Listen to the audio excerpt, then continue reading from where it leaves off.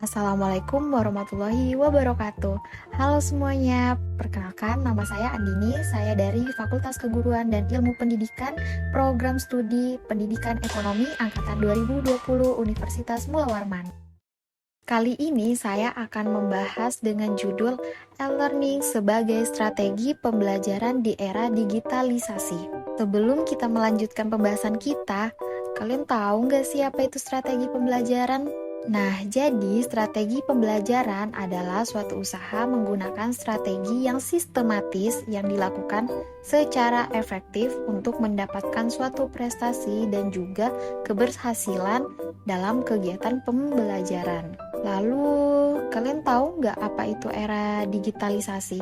Jadi, era digitalisasi adalah suatu kondisi, zaman, ataupun kehidupan yang mana seluruh kegiatan yang mendukung kehidupan sudah bisa dipermudah dengan adanya teknologi yang serba canggih. Nah, teknologi digitalnya itu adalah teknologi yang menggunakan sistem komputerisasi yang terhubung dengan internet. Setelah kita mengetahui definisi strategi pembelajaran dan apa itu era digitalisasi, kita kembali lagi nih ke kalimat awal, yaitu e-learning. Kalian tahu nggak apa itu e-learning? Menurut Surendro tahun 2005, e-learning merupakan usaha membangun transformasi proses belajar mengajar yang ada di sekolah ke dalam bentuk digital yang dijembatani oleh internet. Artinya, siswa dan pengajar tidak harus melakukan pertemuan secara langsung. Mereka dapat berinteraksi secara tidak langsung melalui komputer ataupun handphone masing-masing dalam melakukan proses belajar dan mengajar. Jadi kita akan melanjutkan pembahasan kita, yaitu e-learning sebagai strategi pembelajaran di era digitalisasi. Alasan e-learning dijadikan strategi pembelajaran di era digitalisasi ini karena dengan penggunaan e-learning ini dapat menunjang pelaksanaan proses pembelajaran. Diharapkan dapat meningkatkan daya serap peserta didik atas materi yang diajarkan, meningkatkan partisipasi aktif dari peserta didik, meningkatkan kemampuan belajar mandiri, meningkatkan kemampuan menampilkan informasi dengan teknologi informasi, lalu memperluas daya jangkau proses belajar mengajar dengan menggunakan internet yang tidak terbatas oleh ruang dan waktu.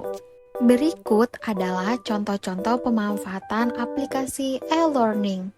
Yang pertama ada Google Classroom, di mana guru dapat memberi tugas dari jarak jauh dan peserta didik dapat mengumpulkan tugas tanpa harus bertemu dengan gurunya. Yang kedua, ada Zoom dan Google Meet. Aplikasi ini biasa digunakan dalam proses belajar mengajar jarak jauh. Aplikasi ini sudah tentu akrab dengan peserta didik zaman sekarang. Karena adanya pandemi, kita kan gak bisa untuk bertatap muka langsung. Nah, aplikasi inilah yang digunakan. Yang ketiga, Google Scholar. Layanan ini bisa digunakan untuk mencari dan mempublikasi materi pembelajaran atau tugas bagi siswa maupun mahasiswa. Selain dalam bentuk buku atau jurnal, dapat pula berbentuk paper.